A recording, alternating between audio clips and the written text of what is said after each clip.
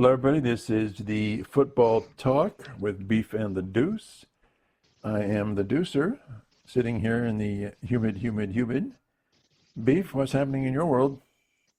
Oh, we're just, dealing with the humid Columbus, the thunderstorm of Columbus. You name it, we've got it. Yeah. It's something. This place is crazy lately.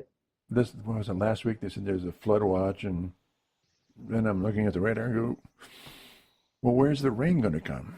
Didn't. I'm like, okay, whatever. It's Columbus.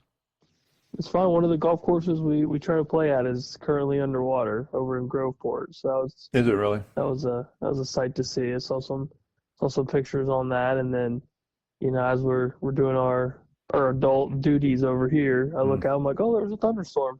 Oh, cool. Yeah. Yeah, I'm hearing the thunder. Yeah. It's something over here. Yeah.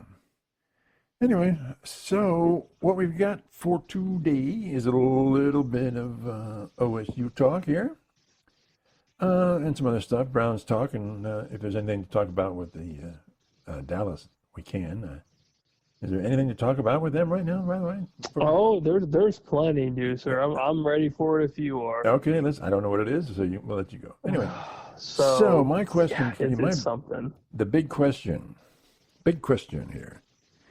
If you're looking after Woody Hayes, and we don't include Fickle because he was an interim quarterback or coach, you have Bruce, Cooper, Tressel, Meyer.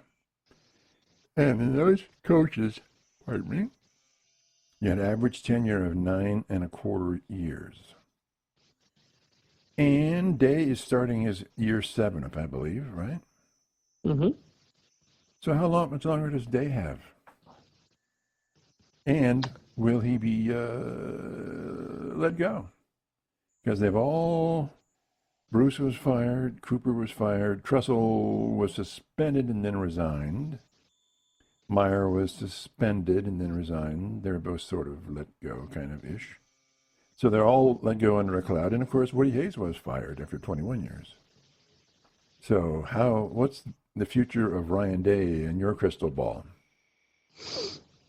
I think at the very least he's got at least a decade in him, I would say. But outside of that, why a decade? I think he wants to coach for a decent while. Pretty young. So I think that's part of it. He's young. Mm-hmm. And he's had major success. I mean, all of them have had major success. Well, I shouldn't say major. Most of them. Well, Tressel and Meyer have national championships, yeah. Mm-hmm. And then, get what you say about Cooper. Won a lot of games. Yeah, a lot of games. Terrible Michigan record. So did Bruce. Earl. So. The Lima Bean, Earl Bruce. But I think a lot has to do with Ryan Day's age. He is in coaching years, he's a very young young coach. Mm-hmm. That's true. And the success rate for him has been very impressive. Yeah. Coming off a national championship, OSU's going to give him whatever he wants, which, I mean, they already did. Yep. So I think with that aspect alone, I think definitely go over the decade mark. I feel like if you win a national championship, that gives you, a given, bare minimum 3+ years of, good. If it's a great season, okay. If it's a bad season, whatever, sort of thing. Even though that's not how us OSU fans think. We want perfection every single year. So you say he has at least 4 more years? I would say at minimum. Okay. And then I feel like it's, going towards, if he resigns on his own or if he gets terminated or whatever, I think it's going to be kind of on his own terms. I don't suspect, any tattoo gate or, some random scandal. Stuff that doesn't matter now, by the way. None of that matters. Yeah, I don't see any of that stuff. I think what's going to get him more than anything is probably because I'm sure it's hard for everybody, regardless of if you're Ryan Day, James Franklin, and I mean anybody. The transfer portal and the NIL world is just it's exhausting. It's tiring. Yeah. But where's he going to go? Where's he going to go? Exactly. Like, what's he going to do? Where's he going to go? That's another big question inside of a big question. Yeah. Um, Pros? I don't think anybody knows for sure if he wants to go to the NFL. Why not? He has a background in the NFL, knows a lot He of does. people. He does play. He has some coaching experience in San Fran, Philadelphia. Yeah. So I mean, he's got some. I wouldn't say ties, but he's got the experience. Yeah. But would he want to leave a program like Ohio State, who pays him as much as they pay him? Right. And OSU can match anybody, pros, another college program. I would assume they can match it. No college coach gets as much as the high-end pro coaches make. Not even close. Okay. But that's still, I mean, what's he making? 7, 8, 9 mil a year? That's okay. I think he's over 10. Okay, well, there you go. So why leave a good thing? Yeah, well, everything's working. I mean, you are established here in Ohio. You don't live too far from Ohio State. And your kids, like, that's the other thing too. Like, if he's this big family-oriented guy, you wouldn't just up and leave with your family to go elsewhere. I feel like that's a big thing. They all do it, though. They do. They absolutely do. All of them do it. Because I don't see him doing it. You don't think he's driven as competitive as Meyer and everybody who, I do think he wants to break the mold of he wants to be a two-time champion. I think that's another big factor, is that he wants to be in that, I guess, small circle of a multiple-time national champion. So I think that's going to drive him to stay for as long as that takes. Now, say if that happens here soon, then my answer might change. But you can chase that until you're blue in the face, too. Exactly. But I guess all things considered, I don't see him leaving. I don't ever see him getting fired. To answer that question, I think he would be on his own terms, to resign whenever that may be. But I do think he's got a pretty lengthy coaching career at Ohio State, 4 years to come. Okay. So in 4 years, if he doesn't have another national champion, but very successful, and some pro team comes a knocking, what's going to happen? I think the thought is entertained, and I think Ohio State probably bites the bullet and gives him some more money in hopes that he sticks around. Where I think Ryan Day could possibly break that, like similar like the NFL, the quarterback money just explodes, the running back money exploded at one point, yada yada yada. I think Ryan Day could be the coach to really break open the coaching salary and get some pretty interesting money. So I wonder if coaches in the salary cap with that whatever they're talking about. I don't believe so. I haven't heard anything about it, so I don't know. I don't believe so. Yeah. I think it's whatever they're willing to pay, and I think if Ryan Day continues a very successful coaching career, which he already has, the only thing that's a blimp on his record is with Michigan, and a couple of very close losses in the big time. So let's say let's say from the next 4 years he's 2-2 against Michigan. I mean, with it being the game, and we've also been spoiled with the last 10, 12 years prior to these last 4. I mean, I would expect. I would say 2-2 at minimum is okay. Now, obviously, we would love 4-0, Mm-hmm. but Michigan kind of seems like they're on the up and up again, maybe. So with that game, I would love 4-0, but I think 2-2 is probably the worst he can do without everybody being like, "What the hell is going on?" I mean, it's definitely better than 0-4. Tell you that. Yeah, yeah. I'll take 2-6 overall. A lot more than what else it could be. Okay, all right. And especially with the CFP being what it is now, it's at the end of the day, do we want a national championship again, or do we want to beat Michigan and lose in the first round of the CFP? It's kind of pick and choose what you want, what's more important. Right. And everybody's opinion is different. I mean, hell, my opinion's different today. Tomorrow might be, no, I want to beat Michigan. Okay. How long do you think, with this expanded conference and everything else, because the game was also predicated on, if you win the game, you can be in a national championship, or you may be considered for the national championship. It had that much weight. Now it really doesn't. Mm-hmm. So how long will the game be the game? Or has it already started to recede a little bit? I would say, at least for me, the game's still the game.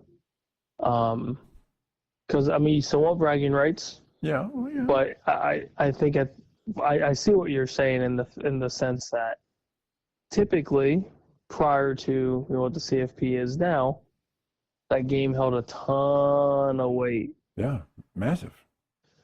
But yeah, I mean, I guess I see where, it's still a massive, massive, massive game. It always will be for forever.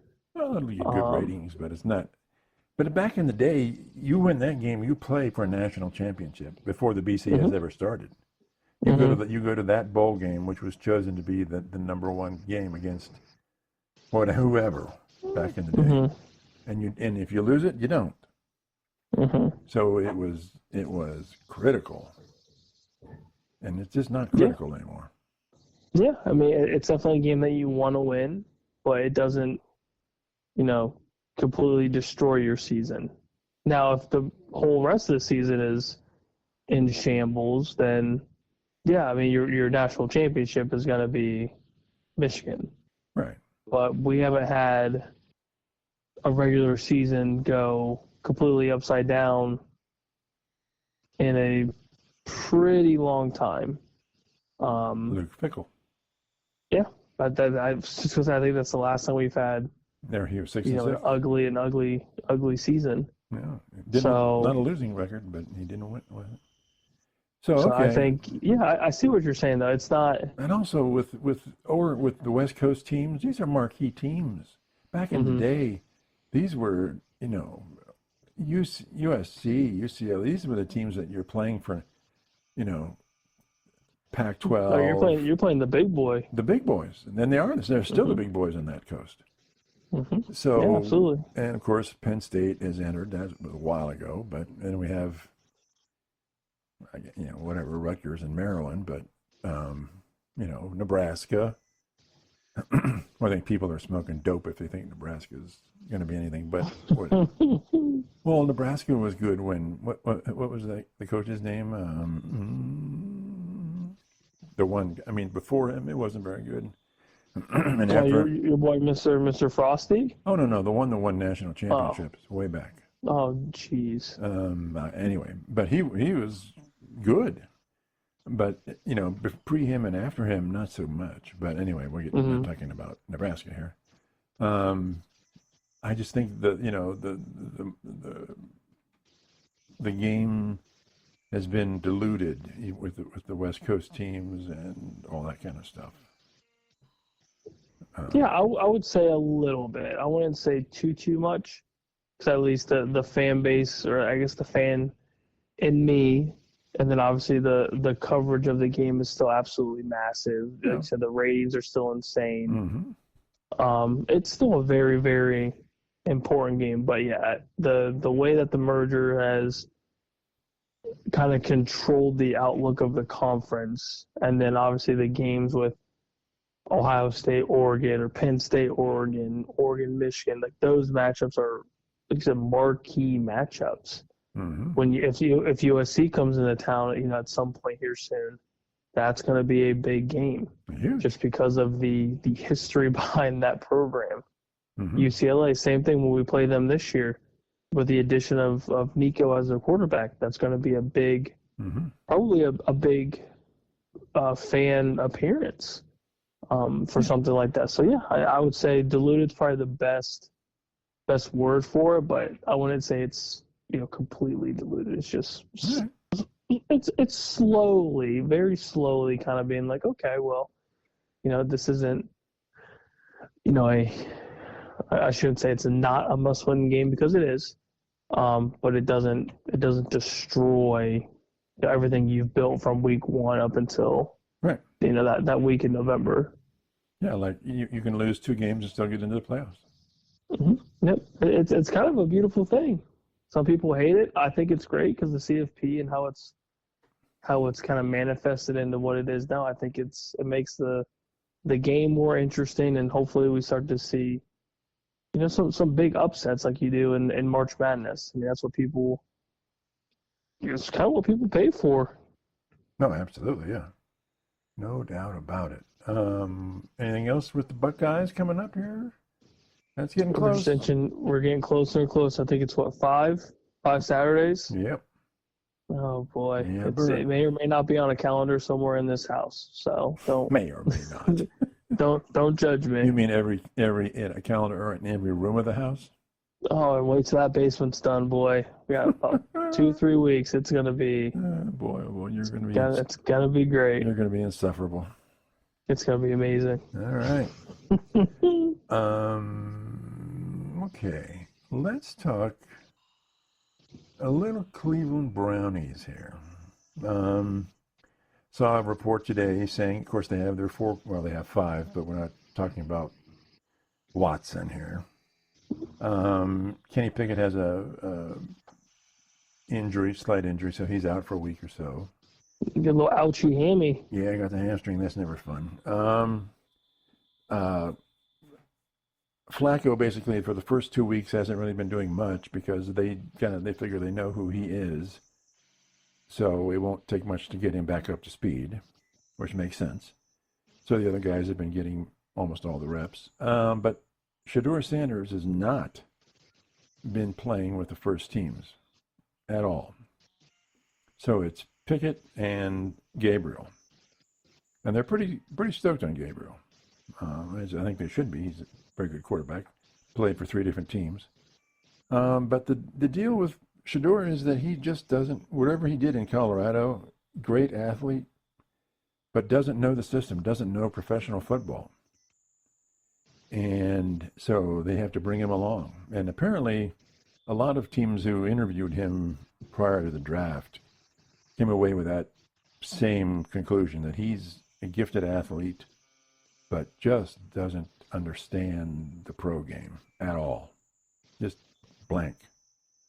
And so they drew a blank on him. So it looks like, I'm thinking maybe, I'm saying to start the season, it's going to be Flacco. Would you agree or disagree with that?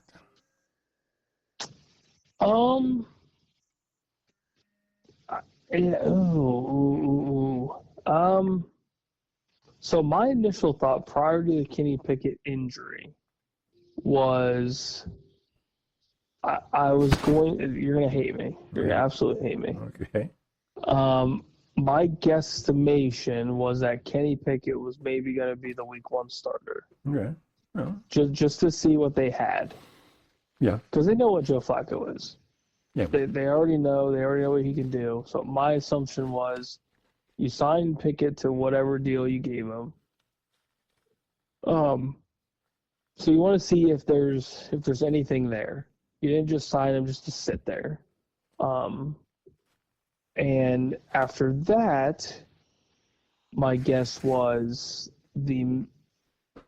maybe the combination of Gabriel and Shedeur. was another thought process because these guys they're not playing for anything. They're not winning the division by any means, which also means they're not going to the playoffs.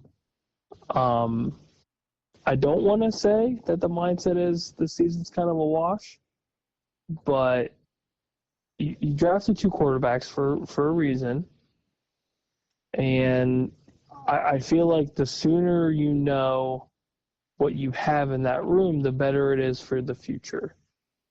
So which is why I think Pickett starts early. So he's game 1 for you. Which I believe he could be game 1. Who knows with the hammy now? That might kind of change everything. But Right. if the hammy's okay, and he goes through the rest of training camp and all that stuff healthy, I say he's week 1 starter. And then throughout that season, I think you see Gabriel, and then I also think you see Shedeur at some point. So who starts week 8? I think Dylan Gabriel. Okay. So I'm going to go Flacco Gabriel. Okay, so we're close. Yeah. Now let's say it's Pickett or Flacco. Let's say they're hot. Let's say they're on a winning streak somehow. Mm-hmm. Do you pull them? No, I don't think so. If somehow, some way, the assumption of this season, which I believe both of us have, is it's not going anywhere. Right. If it ends up going somewhere, then yeah, you ride the hot hand until it completely cools off. So let's say let's say for some bizarre reason, going into week 8 they're 5-2. Keep them. Gotta keep them. Absolutely. Oh, absolutely. Absolutely. And the thing is, if Pickett does end up having anything, and Stefanski, finds, whatever Pickett had in college, which I think we all knew Kenny Pickett coming out of Pittsburgh was pretty solid. Yeah. I mean, he was a first-round draft pick for a reason. Right. And he's a young guy. Yeah, and he's young. You have him for cheap right now. And if anything's still in the tank for him, then absolutely you ride that wave until it's done, if it ever finishes. Because I mean, at the end of the day, Joe Flacco is essentially the security blanket for that room. Yeah. Because they know they can throw him in, he can do whatever he does, and there's a good chance that you can win the game. Yeah. He took him to the playoffs. Yeah. So there's success there. And with the rookie quarterbacks, you also want to know what you have. Right. You don't want to invest a 3rd-round draft pick in Dylan Gabriel and you never know what he does or what talent level he's really at when it gets into the the real game time. Same thing with Shedeur.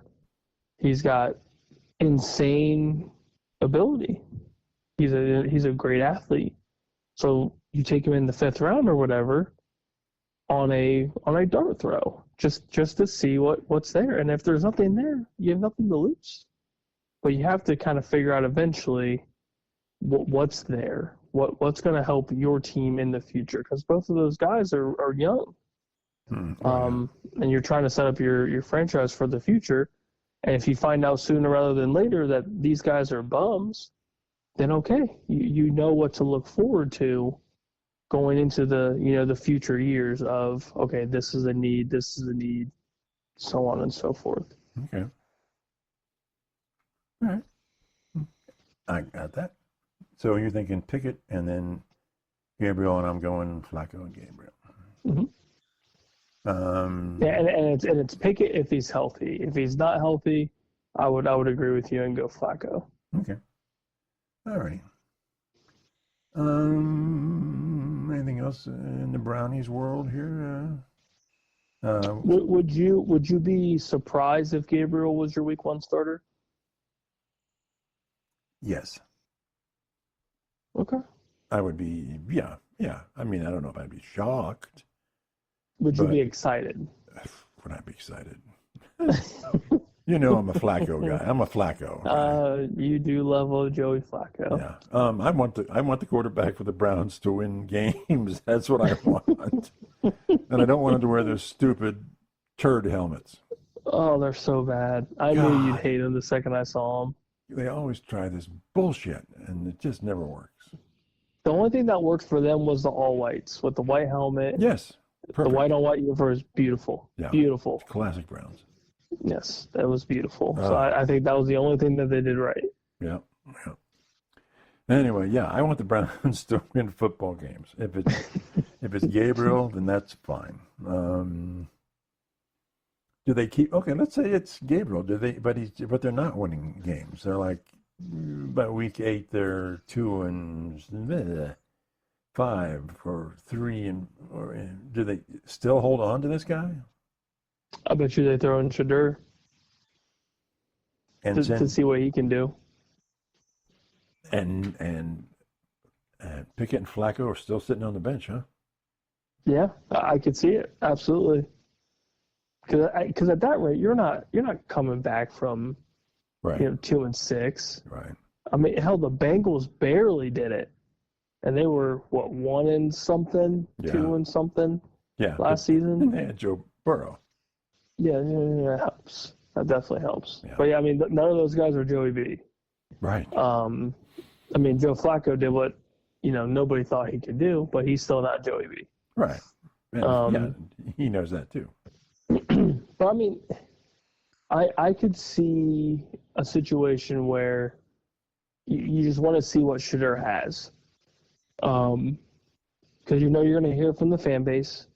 At some point, you're going to have this Shadur fan base if Dylan Gabriel is just dropping literal shit on the field because he's playing terrible.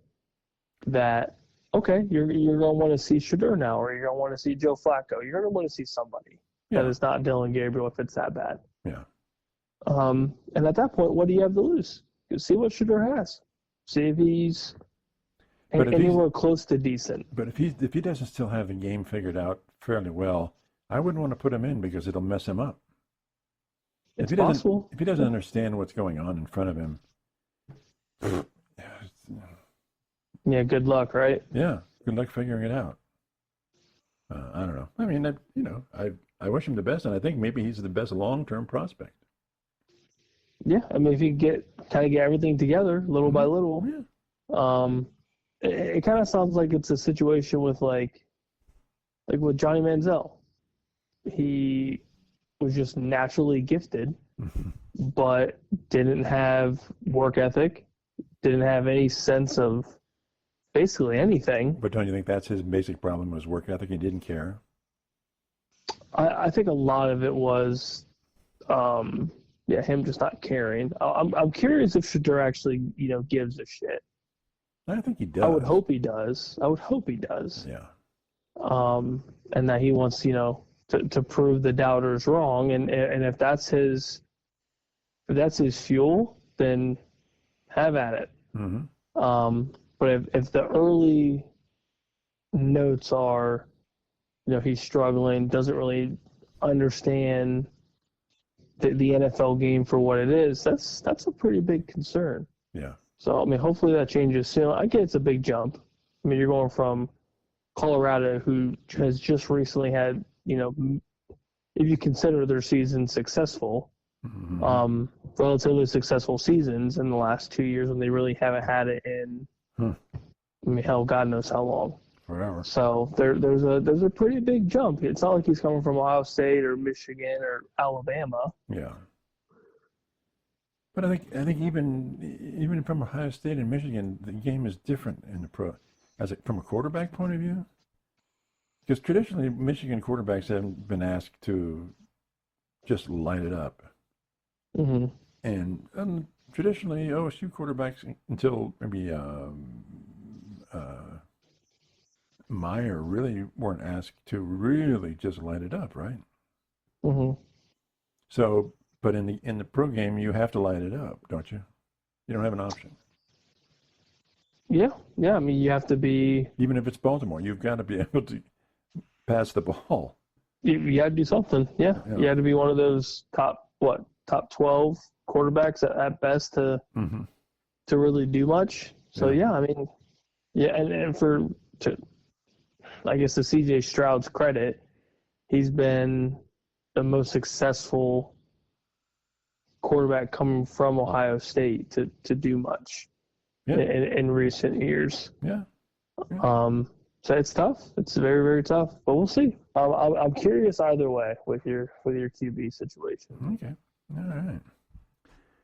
So what's going on with the Dallas Cowboys? Talk to me. Talk to me. God. So we haven't paid Micah yet, but Jerry Jones doing what Jerry Jones does. We have extended our tight end 4 years, like 50-something million, high 30 million guaranteed. For the tight end. Oh, yeah, but where's Micah? Where's one of the best defensive players in the league? I don't understand. I just don't understand. I don't know how you can tolerate it. I don't. I can't. And anything that I've read, Jake Ferguson is a great tight end. I am happy for him that he is staying because since he's taken over that starting position, he's played well. Yes. Him and Dak have a solid connection, and I am very thankful for that. Mm-hmm. It's just not the right damn time. It's just insane to me. You have this guy that has stated he wants to play in Dallas. Micah Parsons wants to stay in Dallas. Mm-hmm. He has also put up the stats, the numbers, whatever you want this guy to do, he does. Right. He's a freak athlete on the defensive side of the ball. You can line him up wherever you want. And he's just asking to be paid, just like everyone else, just like your boy TJ Watt, which we'll get into. He just wants paid. And you're just messing with this dude. Mm-hmm. Yeah, like it's really, you're playing a game that doesn't need to be played. Yeah. Just pay him. Yeah. It's driving me nuts. It's absolutely driving me nuts. But hey, we extended our tight end, so kudos to us. Good. Got that long snapper nailed down too, I bet. Oh yeah, it's just lovely. We're doing big things around here. Yes, there's my soap opera for you. I'm fed up with it. Cowboys rant. Yes, I'm fed up. So TJ Watt is overpaid. Yeah. He's 31. He's getting injuries lately. His production is slacking off. When you look at their, you're going to say, well, it's the whole defense, but the defense really, at the end of the last season, when they really sucked, the defense really sucked. The last 3 playoff games they played gave up over 40 points a game. The last 5 years, almost 40 points a game in the playoffs. I just don't think. I think that this is like, well, we're going to pay you because you're TJ Watt and because of what you've done. But I don't think any other team is going to look at him and go, yeah, 40 mil for sure. No, not now. He's overpaid. Interesting. Now, I think a lot of the money, and I don't hate the deal because of how the market is for that position. Because Max Crosby just got his money, and it's insane money. Myles Garrett obviously kind of broke the entire market. Which again, is it rightfully given to him? I mean, probably. Yeah, it's the Browns. If they like you, they'll pay you. Yeah. So I think. But they're younger. I think the market alone is. They're younger. Yeah, it's the market's messed up. So I understand, like, with your age argument and the injuries in the last couple of years, like that, I get it. I don't disagree with your argument. But I also think that he has played so well. He has. In his time there. He has.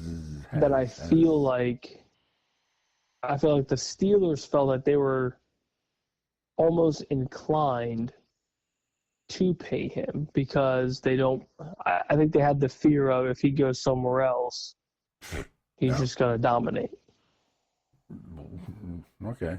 Okay, I think. I'm not saying that's right. and part of I'm me just guessing. saying that he shouldn't have been paid that much is they should pay more money to their offense. They're paying diddly squat to their offense. Oh, their offense is bad. I mean, they paid DK Metcalf, that's fine. Yeah, but you need some offensive line help. You're going to need long-term quarterback help. Yes, you're going to need at some point. Where's your money? You have Will Howard, so I'm thinking that their hope is that after this Rodgers era, if you want to call it an era, that Will Howard will be ready to go. Which it sounds like in training camp he's been balling out. So I think they're impressed with him already. Yeah, but they're running backs are young, so you don't have to worry about paying them just yet. But you don't really have anything else outside of DK Metcalf. Yeah, the winning teams are not putting huge money in their defense. They're not. Philadelphia is not. Baltimore is not. Kansas City is not. They're just not. They're letting people go. Yeah. Yeah, I mean, and maybe they'll figure out here soon that, Watt wasn't. I'm not going to say Watt as a player isn't deserving of big money. I think at the time, with the time and how it's going, I think the Steelers kind of fell into kind of what the Browns did with the quarterback market. They saw quarterbacks getting big money. They tried to snag a big quarterback, gave a big money right away, and then it just, yeah. With Deshaun, I think the Steelers are kind of in that same mindset of like, okay, all of these guys are getting paid. We might lose this guy. We need to pay him what he wants now. Whether it's right or wrong, I think that's what they fell into. Well, if you'd have paid, okay, so he was at $21 million last season. If they paid him, hey, we're going to give you $32 million a year for the next 3 years, is he going to walk? It sounded like he was. And who's going to pay him? Which is crazy. And who's going to pay him more than that? I feel like a lot of teams would. 40 mil? Come on. I think a lot of teams would have offered up at least 35. Okay. And like big name teams, like playoff caliber teams, I think they absolutely would have dove into the Watt sweepstakes. I bet you Dallas would have. Truly, I think anybody that's relatively close to being a playoff team would have jumped on that like a fat kid on a cupcake. Like just almost immediately, because he is so good when he's healthy. But he's almost unstoppable. But you're saying the market's 40 mil. Yeah, and I'm not saying that they would have easily gotten him. I would have said you're going to have multiple teams within the, I would say 35, 38 mil. I guess ballpark. And I think a lot of it too is just it's the guaranteed money. Right. They want it right then and there, and I don't blame them. I don't blame them at all, and I think that was probably, if anything, that was the holdup, was the guaranteed money. I don't necessarily think the per year average was the big issue. A lot of these guys lately just want the guaranteed money, because you can have this, 3 for 120, but if you get hurt or whatever, I bet you there's injury clauses in there. Oh yeah. And you have to play a certain amount of games or whatever. Yeah. And there's other. So I think the holdup was the guaranteed for sure. Okay. Yeah. But it's a lot. It's like what did you say? 108. So I think it's 108 guaranteed. Yeah. That's a lot. Yeah. I mean, he's a great player. He's still a good, very, very good player. I just didn't think he was worth that market amount. And I think the Steelers are out of balance in how they're allocating their money. Yeah, because a lot of it went to Metcalf. A lot of it just went to Watt. And then, like you said, where else? What else do you need? You need a lot. So what do they do? What do the fans do, or whatever do if they get into the playoffs and then they're out again, and they're giving up humongous points, just huge points. Mm-hmm. I mean, the fan base is definitely going to be. They'll blame upset. the coach, right? They'll blame the coach, right? Yeah, they'll blame Tomlin or whatever, and I mean, at the end of the day, it's not Tomlin's idea to pay TJ Watt 108 guaranteed. Right. But yeah, I mean, if I'm Tomlin, I'm absolutely looking at the the front office, like, what the hell? Like, we need all of this. We need, I mean, they need a number 2 receiver. They Right. lost Pickens. Like, where's your number 2? Yeah. Where's the offensive line to kind of keep our offense from, depleting or keeping Aaron Rodgers up on his feet? So let me ask you a question then, because you're Pittsburgh and you're the management, and you're looking at Baltimore and you're looking at Cincinnati, and they put up a lot of points, right? Okay. Does the AFC? Let's talk Bills, some other players, San Diego, or I'm sorry, Chargers, and some other teams, Kansas City. Is it more offense than defense, or how does it weigh versus the NFC? In other words, I think Steelers got to get some offense here if they're going to move into the upper echelon, and they don't have it. Yeah, I agree. I think a lot of it is lately. You need to put up at least, what would you say, 21 plus on average at minimum. At least. And get a better defense. Yeah, and a lot of the big teams, like here recently, Philadelphia puts up points at a rapid rate, but they also have a really good defense, but they're all young. So they've gotten insanely lucky with hitting on a lot of their draft picks, which is what you need to do. And they're great at that, and that means their budget is low for them, right? Oh, God, insanely low. So, they're just geniuses at that. But that's what I'm saying. If you don't model it after the Eagles or something like that, because I don't know. Or just draft players out of Georgia. That's all the Philly has done. Just they drafted Georgia's entire defense in the last couple of years. But they're going to come into a problem in the next couple of years where all of these guys in their rookie deals, end. And they're going to dump, and they'll let them go. They can't afford. Yeah, they can't afford to pay all of them. So and they'll let them go. They're hoping that they hit again on other drafts, but they've hit him. They've hit on almost every draft pick. I feel like in the last 4 or 5 years. They've been killing it, man. They've been killing it. Like they've been crushing it. The Commanders are soon to be on the same playing field. Yeah. And then Kansas City, they get 1 or 2 position players out of these drafts, killing it. Mm-hmm. The Chargers, same thing. Broncos, hell, Bo Nix. Yeah. And they have Harvey coming in from, I think it's UCF, another dual threat Sean Payton style running back. Yep. There's like you said, there's a lot of these Detroit crushed. They've been crushing the draft the last couple of years, killing it. Mm-hmm.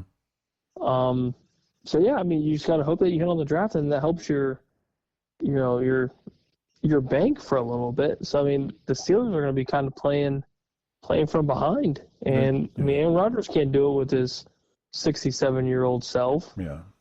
DK Metcalf's going to get double teamed wherever he goes. Right. So yeah, and then on your defensive side, like you said, you have T.J. Watt and who else? Cameron Hayward's getting older. Yeah, they're all. Yeah. And your secondary is kind of unknown. Right. So who knows? But yeah, I think I'm slowly agreeing with your argument, but I think I'm a big T.J. Watt fan. Yeah. So I think that's kind of overshadowing, the logic of the money. Yeah. And I think a lot of it for Pittsburgh was emotional as well. Oh yeah, I could see there's probably some. He's been there forever. Yeah, some front office guys are trying to do right by him, which is fair. I understand that. And it's kind of the Pittsburgh way. So. Oh yeah, you want to keep him there forever. You don't want to see him go to Baltimore, which damn well Baltimore would reach for that guy in a heartbeat. Oh my God, it would be. And that team would be insane. And I think that's the biggest thing with a lot of those guys, like Watt, is you don't want to see them go somewhere like that and have tremendous success, and then you're kind of like, well, shit. Yeah. So I think that's another pretty decent factor in the whole thing. Yeah. Okay. Okay, very good, very good. Anything else going on here? We're getting a little close. I know I'm the golf guy out of our two, but Sure. you're getting real close to the playoff time. You get to see my boy Scotty Scheffler possibly, continuing this great run. So I'm sure you'll be hearing from me and my love for Scotty. I like it. It's gonna be good. Yep. Is he ever going to beat Jack though? No, I don't think anybody will. Will he even come close to Tiger for the majors? I mean, he's at 4. Right. He's at 4 before 30. So I mean, he's on the road. I should say. I shouldn't say he'll be nowhere close. But he's on the right path. He's on the same road as Tiger, far away, but he's on the same road. Okay. But and I hope he can get the Grand Slam next year. Like if he wins the U.S. Open next year, I think those talks about being in the same playing field as Tiger start getting real hot. Because he is playing well and he's played well in a short amount of time. Yeah. I think it would have been a lot different if the hot streak that he's had began 5 years ago. Right. 6 years ago. Right. And then the majors would accumulate. Right. It's so hard to get to the double digits and above when you're past 30 or whatever. I think that just gets super tough. Yeah, so he's got, how old is he then? 30? He's 29. 29. So he's basically got 10 more really good years maybe? I would say at minimum 5. Okay. At minimum 5 solid years. That's hard to win that many majors. And I mean, you could win. I mean, hell, if he wins 1 a year, that gives him 9 total. Right. And that's insane. That's a lot. That's a lot of majors, and he already has 2 green jackets. But I mean, you got Jack that has what, close to 20. Yeah, something like that. And then Tiger's in the mid-teens, mid-upper teens. It's a lot. So it's a lot to ask for, and those are, I mean, 2 of the greatest of all time. But Scotty's creeping. He is creeping slowly but surely. So I have a question for you for next time, and for anybody else who wants to put them in the comments of, let's say, football, baseball, basketball, hockey, and ad hoc, let's say you would do golf. Who are those 5 greatest of all time players in each sport? Obviously, for me, golf, it's Jack Nicklaus. But so anyway, so think about it, and anybody wants to put in the comments. I'm going to say football, it's Jim Brown, but that's no surprise. Okay. So basketball will be very interesting. Very. Oh, yeah, it's going to be all over the place. Yeah.